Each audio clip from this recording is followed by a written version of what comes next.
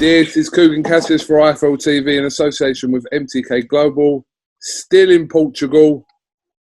The body snatcher, Dillian Whyte.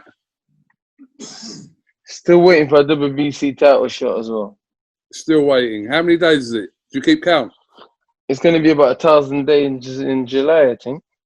You know when people are in prison and they do that thing where they mark it like that and then they cross the line after 5. Do you do that on your wall? I won't have any more space left on the wall. How are you apart from that?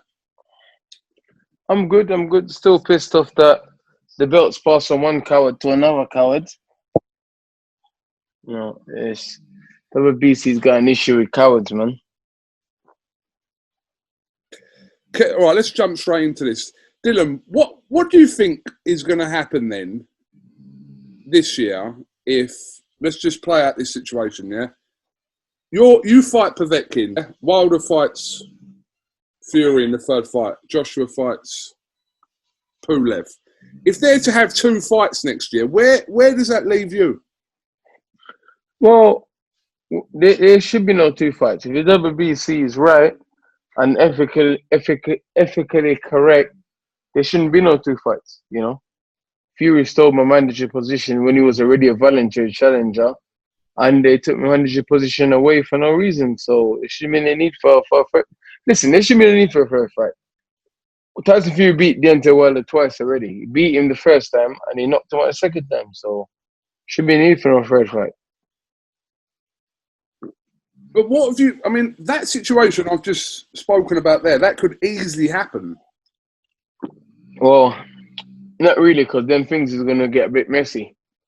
You know, things will get a bit messy then. That's when, you know, obviously things have to start getting legal then, innit? You know? So it can't easily happen. And if people's ethically correct and there's any justice in boxing, it shouldn't happen. WBC should order Fury to fight me. They already ordered Fury to fight me already once, and Fury turned it down. They should order it again. In my interview with Eddie Hearn 2 days ago, he said that that's what should happen, and he doesn't believe that Wilder will be ready to fight this year against Fury anyway. That's what Eddie Hearn believes. Yeah, I think so too. I think it should happen. 100% should happen. Well, I don't think Wilder should be ready to fight no one. We don't know about his injuries. Go on. Go on. Get. Sorry, the dog wants to come see Uncle KUGAN. Sure, go on. But Hearn says he's ready to make that fight right now between you and Fury, if it was possible. Yeah, it makes sense. Why not? The fight should happen. You know, I don't know why. Like, it's just mad because Deontay Wilder was a coward. I know someone else who also refused to fight me after being mandated to fight me. Don't want to fight me. Fury said, "Oh, I want to beat Deontay Wilder, fight me." And this and the other, and Fury's obviously wanted to fight me. And now Fury don't want to fight as well. So, what the hell, man? You know, where does it stop? Where does it stop? Where does it stop? You know, where does it stop? What's gonna happen? Am I gonna have to wait another 2,000 years, days or whatever it is? Let's just take it for what Eddie Hearn says. If Eddie Hearn's correct in what he's saying and doesn't believe that Wilder will be ready after surgery to fight this year, then what do you think the likely chances are of you fighting Tyson Fury this year, if you're honest? I'm down. I'm up to fight Tyson Fury. I've already accepted a fight with him. You know, I've already been trying to fight Fury for a long time. So I'm down. It's just whether or not Tyson Fury want the smoke or not. You know, he says he's the Gypsy King. He fights any man, anywhere, this and the other. When it comes to me, there seems to be some sort of stumbling block. You've got your fight with Povetkin coming up regardless, which will hopefully take place in August. But so before any of this, you've got to deal with that situation. Yeah, of course. You know, obviously I'm not overlooking Povetkin. You know, he's dangerous. It's probably the most technically talented fighter I've fought. Very experienced man. Almost 40 fights now. You know, Olympic champion, former world champion. Only lost to Klitschko and AJ in their prime. while Chris was running strong, while Joshua was running strong, and he's very solid. He knows this is his last sort of chance to operate at a high level if he beats me, and as he's shown in his last few fights, there's still a lot of life left in the old dog. And I know, listen, he's training and he's gonna be ready. He's an old school Russian hard man, you know what I mean? So very, very hard fight, difficult fight, and I'm not overlooking him, but also I can't neglect other business and not deal with it and adjust all this nonsense that's happening, you know? How do you feel about having your fight with Povetkin on the Matchroom Fight Camp? I don't mind. I'm a fighter by nature, man. So wherever the smoke is, I'm there, man. Wherever it is, I'm there. I don't, it's just a fight. It's a fight. Whether it's behind closed doors or whatever. I'm used to fighting in front of a lot of people, and I'm also used to fighting in small crowds as well. You've been to some of my fights, where early in my career, where there's been, I think, 800 people, Coronet, a couple, I think, under 2,000 people, Camden Centre, Call, all those places, Gillingham Leisure Centre. You know what I mean? So I'm used to fighting, it doesn't bother me. Once I'm switched on, and it's on, Were you offered an alternative to fighting behind closed doors for maybe later on in the year, your fight with Povetkin? Were you offered anything else?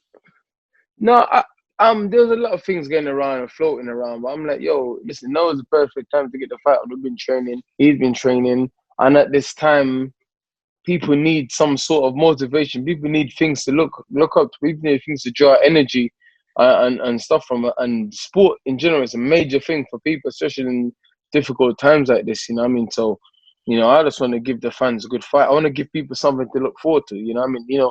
That buzz of there's a major fight happening this night. You know what I mean? That buzz. It's like, everyone look forward to that buzz. It's something that touches everyone and reach out to all of us. So, I just want to, give people something to look forward to, Obviously, it's my job as well. Obviously, I'm a fighter as well, so it's my job as well, And now it's a strange time. A lot of new, unusual things happening in the world. So, the strong is what survive, and people who can adapt is what survive and get through things like this. And people, that's how we help each other, it's by being strong and that, just try to be as normal as we can. And just try and live as normal life as we can in this difficult time. And part of doing that is obviously sports returning, school returning, people returning to work, in however small quantity it is. So we just have to just crack on and just try and be as normal as we can. Even if it's risky, and we will be taking a certain degree of risk, but we have to just try and just, be selfless and just get it on. Financially, are you going to be in a worse position? Of course.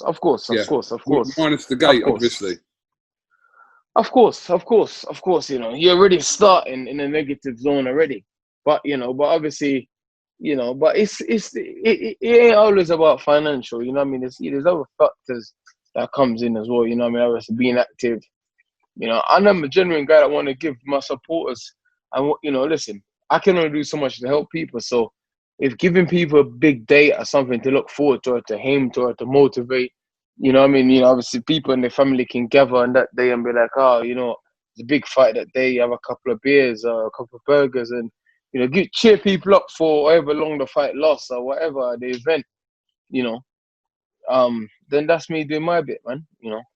That's all I can do. I can't really do much else. I've done things like take part in the charity events for the NHS and other things, the football game and stuff like that, and other bits that I've done, and and try and support people and try and motivate people and try and speak to people, try and even on my social media post positive images, in hard times, still trying to smile, still trying to maintain training, still trying to let people see, listen, in these tough times, you need to be tough. You have to try and keep going. You can't just, just get depressed and get down. You have to just keep trying to just, so I just try my best to do what I can do. So this is another part of me, this will be another string to the bow, showing people that, in times like this, you have to stay positive. You have to still try and work. You have to still have that mentality of, the world might have slowed down, but it ain't stopped. We still got to work. We still got to take chances. We still got to take risk in safe amount and moderate amount. We still have to try and be normal. Try and go back to work. You know what I mean? So it's just me doing my bit, man. Have you been given a specific date of when your fight with Povetkin will happen at the Matchroom HQ? Well, at the minute, it's still down, we're still down for July 24th. But now there's a few things that come out that say maybe August 8th or August 15th, But the thing is, things is changing every day. Things is changing every day. Obviously, no one knows the true extent of what's going on in the world at the minute, how long it's going to last, how far it's going to get, how bad it's going to get, how safe things is. It's changing every day. We're reading so much different things, seeing so much different things, so much different information.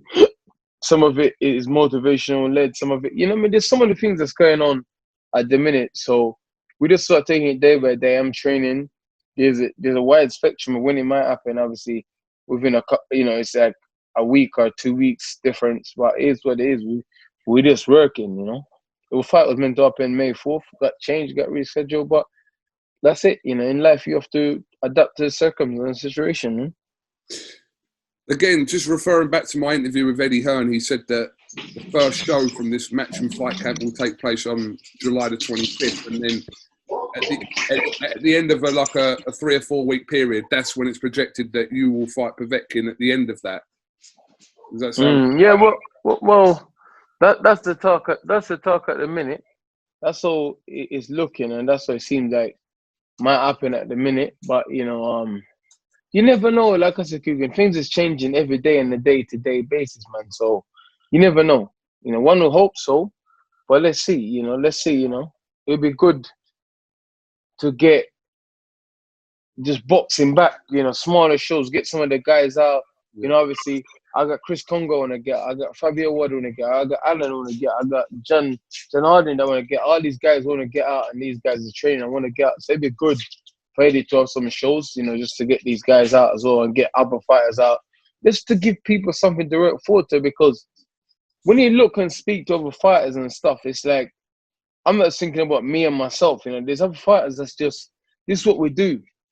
People done this for 10 years, 15 years, 20 years. This is just what we do. So without this, a lot of guys are just lost. A lot of guys, so it'd be good to have the boxing back just to give people something.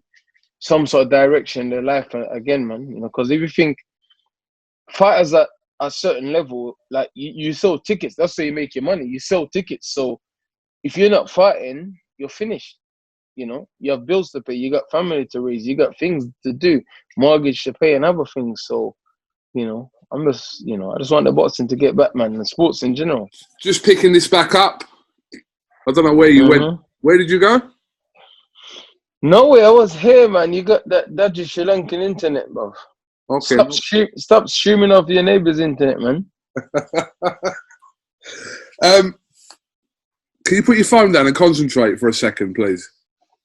Yeah, sorry, go on. Is that all right?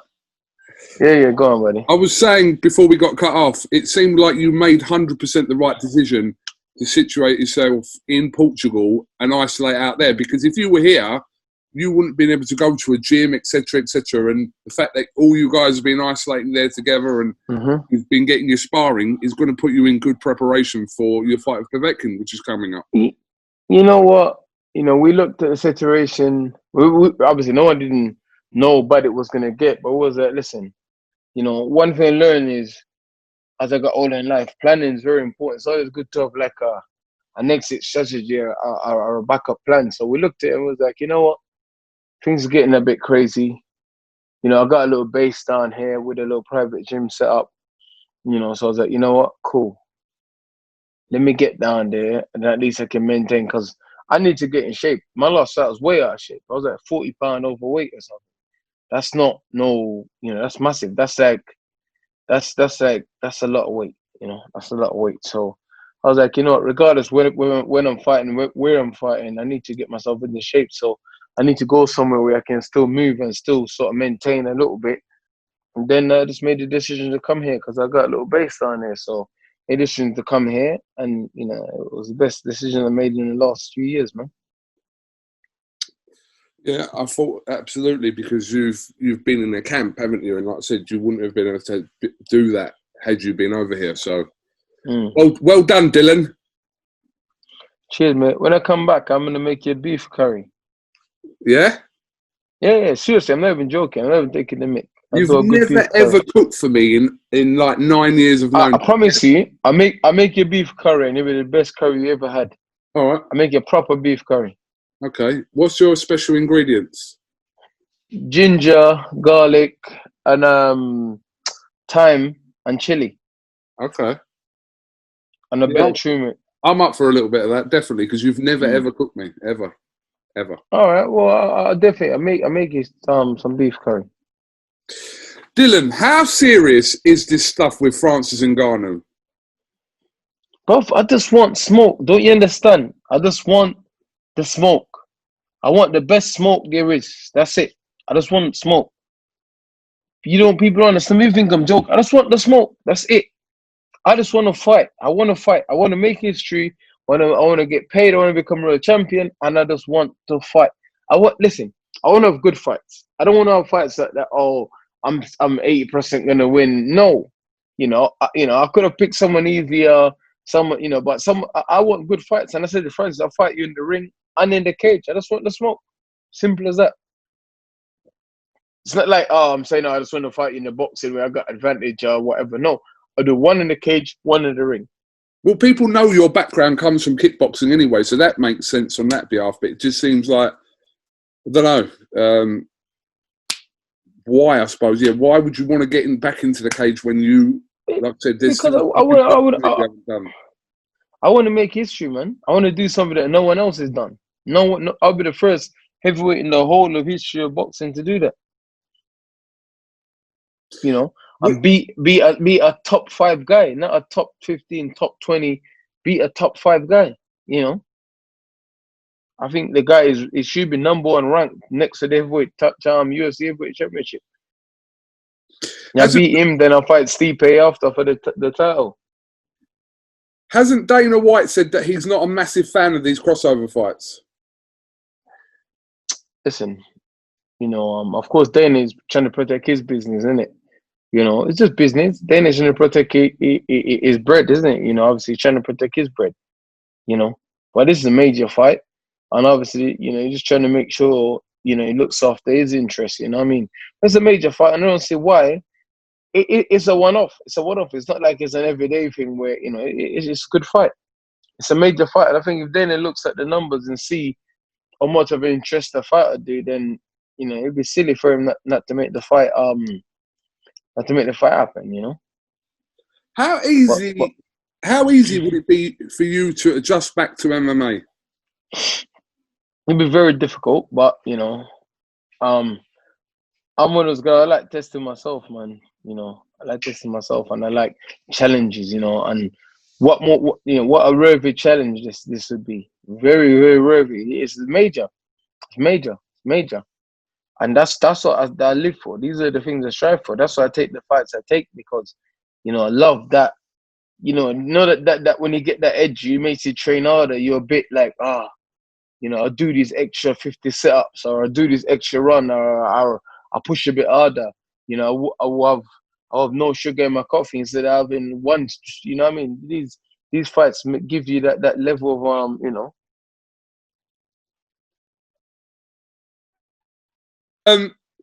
As I understand, the reason why that press conference didn't go out the other day is because Ngannou didn't get clearance from the UFC. Was there anything? Ngannou didn't want no smoke. That's all it was. He didn't want no smoke. What was said? He looked at it. He just came across as someone who's as thick as two bits of plank, man. It was not very. He's not. I don't mean to be rude, but he's not very he's not very intelligent guy, man. Very strong guy, very good athlete, but not very, very intelligent. So, I think his team watched it back and forth. No, Francis looks like a mug here, and then they didn't let it go out. What else did you say to him? The guy just not clever. He called the cage. He said, "Oh, I want to fight in the cage and in the octagon." And I was like, "You do know the cage and octagon, right? You know the cage and the octagon means the same thing." And he went, "Oh, yes. It's true. But if you can get the cage and if you can think the cage, it's madness. He was meant to say the cage and boxing ring, but he called the cage an octagon. And I said to him, you do know the cage is the octagon shape, right? That's why it's called an octagon, because of that. And he went, oh, yes. Yes, yes. And then I told him that Sam Jones told me that Joe Joyce knocked him out, and he went berserk. I heard about this, which you were clearly joking about, because I heard Sam Jones got a few text messages about that. We never know if I was joking or not. Interesting. I've spoken to Sam Jones and he denies it. I heard the Juggernaut smoked him. No, I'm joking. No, I heard it was good sparring or whatever, but you know, I heard he's quite capable as a boxer, to be honest. So he's a big, strong guy and whatever. And I think he had some boxing fights before as well. You know, with what level I don't know, but clearly in his fights he throw hands. You don't see him kicking and taking people down. He throw hands. So I'm gonna say he's a hand specialist. What's your kicking game like at the moment then? My kicking game. Yeah. I can listen. It's like riding a bike. You don't forget. You remember. You just need to get sharper. You just sharpen up. I never had a bike. I never had a bike. Well, it's like riding a donkey. You definitely had one of those back home. you definitely had a donkey back home. You 100% had a donkey back home. What was his name? Derek. I never had a donkey either. You know what? I'm gonna actually buy some donkeys. You know, I'm gonna call him Derek. I'm gonna call one Derek and one War and one Cesura.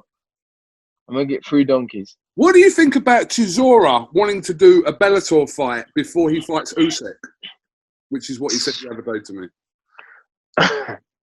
Listen, Derek's a madman, man. Derek's a madman. I don't know. They can get him someone to fight who's gonna stand up and trade with him, but he will get some serious injuries. MMA is no joke, you know. It's no joke. Especially if it's something you never done before. It's no joke. It's all good. Say, oh yeah, you know, it's no joke.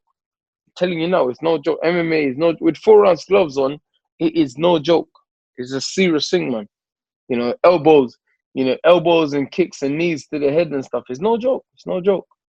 You know, rustling as well. It's no joke. When a man 18 stone just keeps taking it down, it wears you out. You know, wears you out. But Derek says he's been training MMA for 2.5 years now. So let's see. But listen, Derek's smart. He's got a few fights left in him. He's trying to make money, man. You know, trying to make money. You know, obviously he's a big draw. Obviously, Bellator will pay him decent enough money to come over there and get his ass handed to him. So he should fight me in a cage fight. Yeah? Why don't you offer him out in a cage fight then? Because it's pointless. What's the point of me spanking a donkey in the ring and spanking him in the cage? He's already been spanked enough.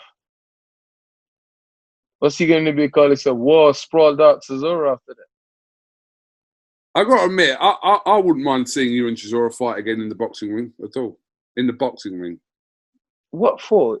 Like, you're horrible. I'm just saying, you had 2 good fights. You're horrible. Good You're horrible. You're horrible. You're horrible. Why would you? Don Charles was praying for him last time. Don Charles thought he died. I'm just making a statement that you had 2 good fights, and would I watch You're horrible. Absolutely. You're horrible. You're horrible. You just want to see. I don't know what beef do you have with Derek. Why do you want him to get hurt? I don't have any beef with Derek. I like Derek very much. I'm just making a point. You see the steel hand? See? You know you can't punch through the screen, didn't you? So put it down. Dylan, let's have a bit of honesty time now, yeah? Yeah, go on, talk to me. Tell me, baby. Let's go. Right, listen, we've never spoken about this before ever, but I know you spoke about it with Sky Sports the other day, yeah? So what actually happened in that spar with Fury then? Be specific. What actually happened in that spar with Fury? Ask Tyson Fury. If he's honest, he'll tell you. Ask him. You're his friend. If he's honest, he'll tell you. The next time I speak to Tyson on camera or whatever, I will definitely ask him. But I'm asking you because you're here now. I don't like telling sponsors to sparring. You already did it the other day. Because he's the one that tried to call me out, saying he bashed me up in the gym and all that sort of stuff. So but I let him feel pain. I let him feel the pain. Let him feel the pain. It was when you hit a big guy with shot and he crumbles in front of you, it's mad. And he's a big guy as well. He's not a small guy. When I teed off and he dropped, it was madness. When I teed off and he dropped, once was headshot, once was body shot. His head guard came off one at the time, uppercut, and the other one was a body shot. Nice little uppercut, like what I hit that guy with in my fourth fight. Same right uppercut, and it was he did the mashed potato. You know the mashed potato dance? I think I know what that is, yeah. Yeah, he did the mashed potato. Why do you think that you beat Fury today? Because I'm not looking to play no games with him. I'm going in there to fight. I'm not going in there to box with him I'm going in there to fight him. I'm gonna fight him. I'm gonna fight him. I'm definitely physically stronger than him. I'm stronger than him. And I'm aggressive. And I'm coming in there to win. I'm not coming in. I don't care about all this fancy stuff he does. Drop his hands and put his hands. No, if he does that, listen. And I'll hit him everywhere. I'll just listen. I'll hit him everywhere. I won't trying to chase headhunt him. No, I'll hit him everywhere. I rough him up, get in there and rough him up. If he try to lean on me, I'll dash him on the floor. I'll fall with my knee in his chest. I rough him up. I think that's a great fight, you and Fury. I'd love to see that fight between you and Tyson. Yeah, I would love that fight too. I don't know why, it's a great fight. It's a great fight. It's a fight that, me and Fury have been mandated to fight before. And I accepted the fight. He turned the fight down. So what more can I do? And then WBC had the cheek to give him a manager position. Come on, they mandate me and him to fight for the WBC diamond belt. And then he turned it down. So what can I do? Who do you favour currently today out of that fight between AJ and Fury, if it's to happen? I always want to fight. Oh, them two. I don't know. You don't know who you favour in that fight? No, don't know. Who do you want to win that fight? I don't care. I just want the smoke with both of them. Win, lose, or draw, I'd still like to fight both of them. There's three people I want to fight. Tyson Fury, Joshua, Deontay Wilder, in any order. You still want the Wilder fight, yeah? Yeah, if I can fight them three guys, then I'll happily call end of my career after fighting those three guys.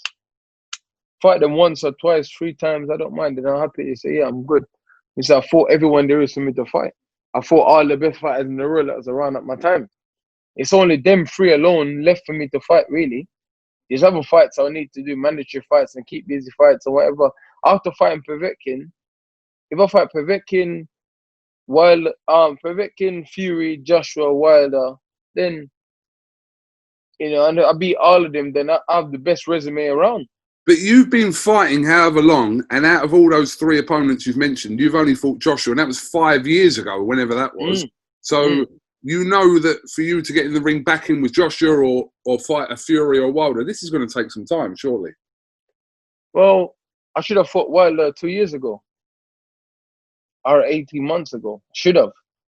Joshua, the rematch should have done up and already. Fury, me and him been mandated to fight for the diamond belt. He asked for something ridiculous. Oh, put the diamond belt in the line and I'll fight him. The WBC gave us the diamond belt, then he bitched out. So what more can I do? But people will say that you did have an opportunity for that rematch with Joshua. I know. No.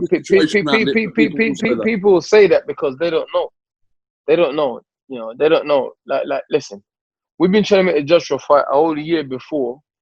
And they came to me like 7 weeks notice after I just fought in December and I was resting. And I was never serious about the fight because they already had the fight with Miller in America, already situated and planned, which I said the fight was going to happen in June, etc., etc. And I already knew because the zone put a lot of money to Joshua. They needed Joshua to fight in America to recoup that money and to build his own up. So I already said that,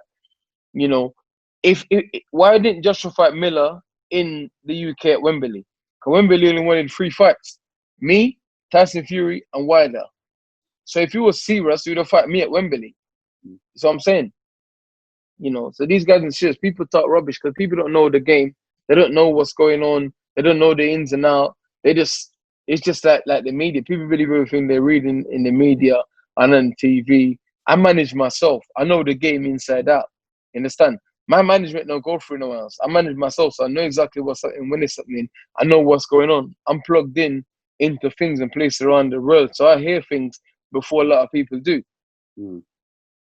So that fight was never serious. They just used me as scapegoat to give him a reason to keep Sky happy, to make him go to America. That's all.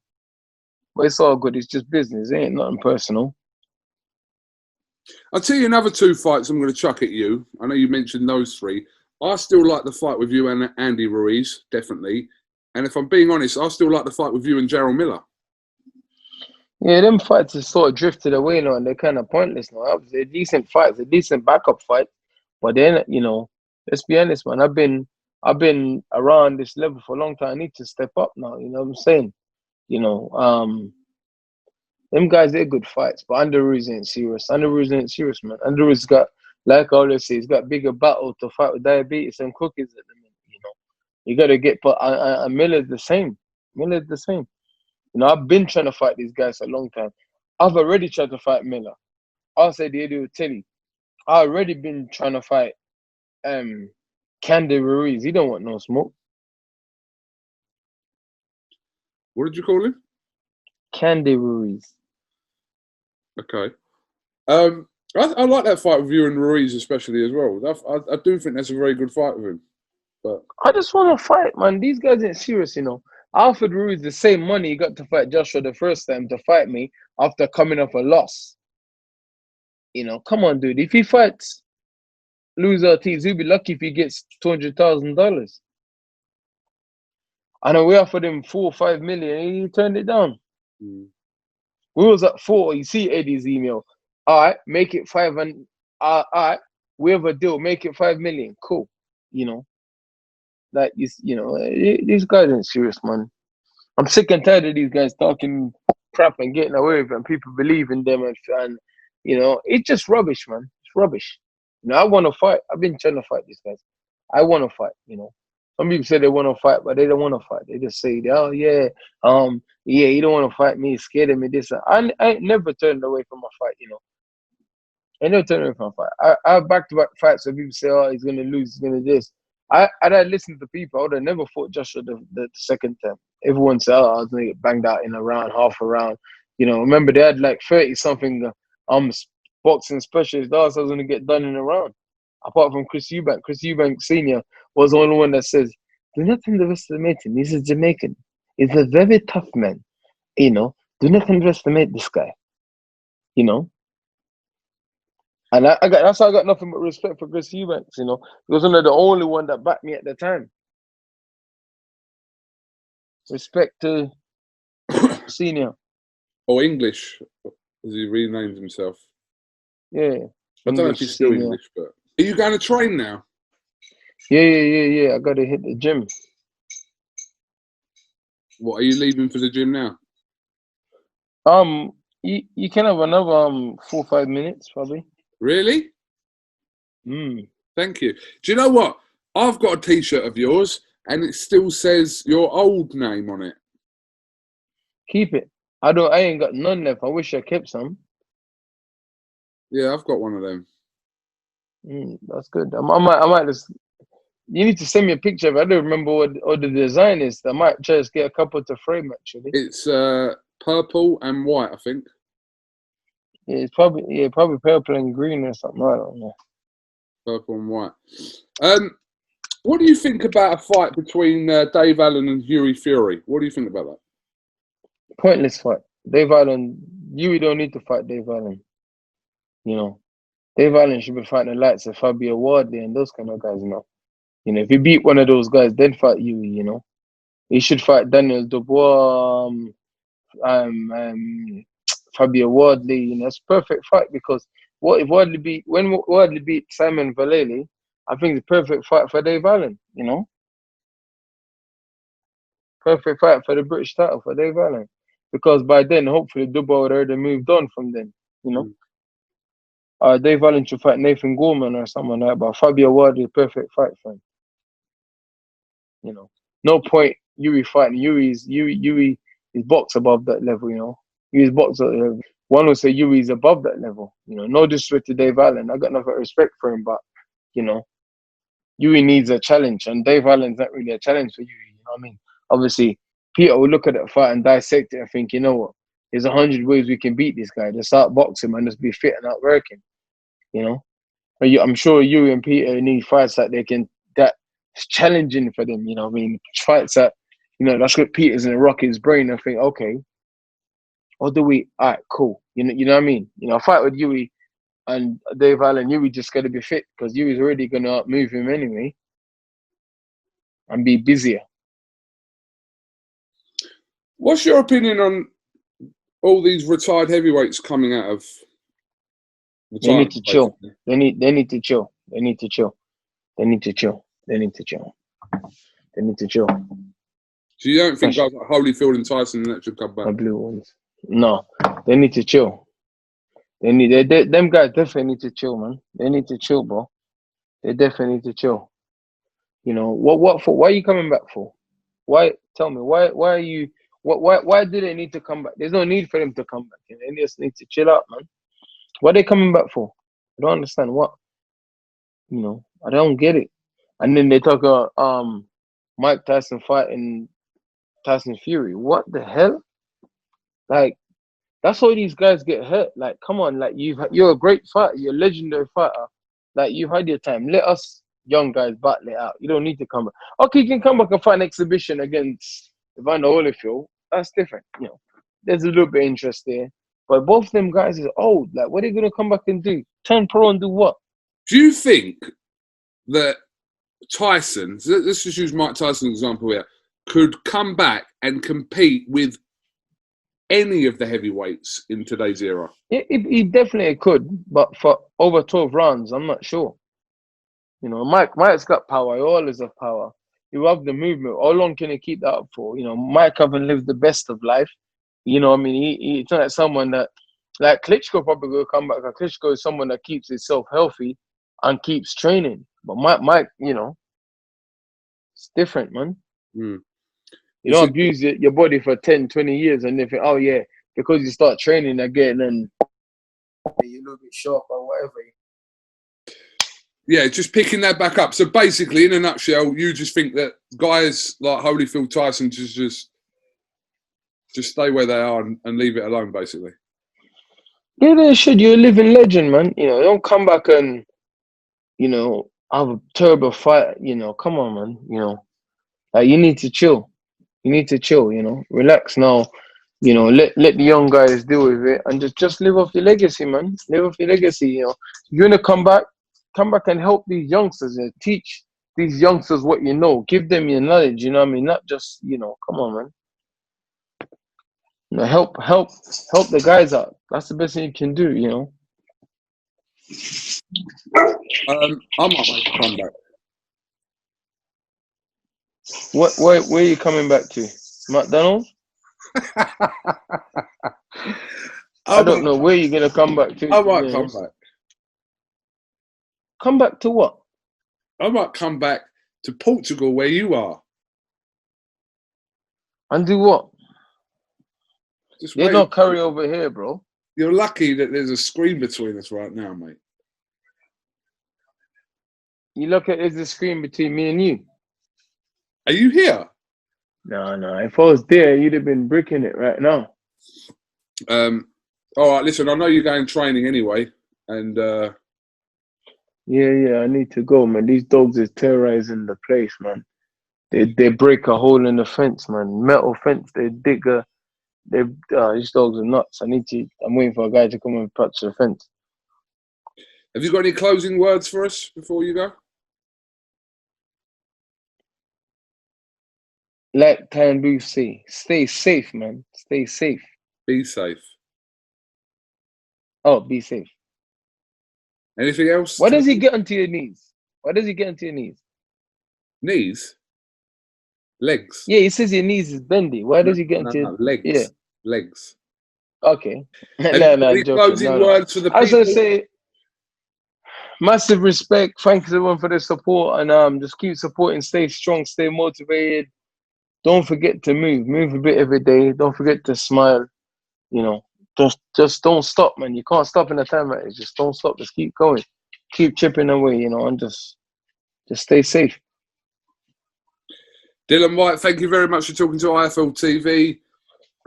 Hopefully we'll get to speak to you again soon. Appreciate your time as always, and just keep it real, yeah? All right, respect. IFL TV signing out. Peace out.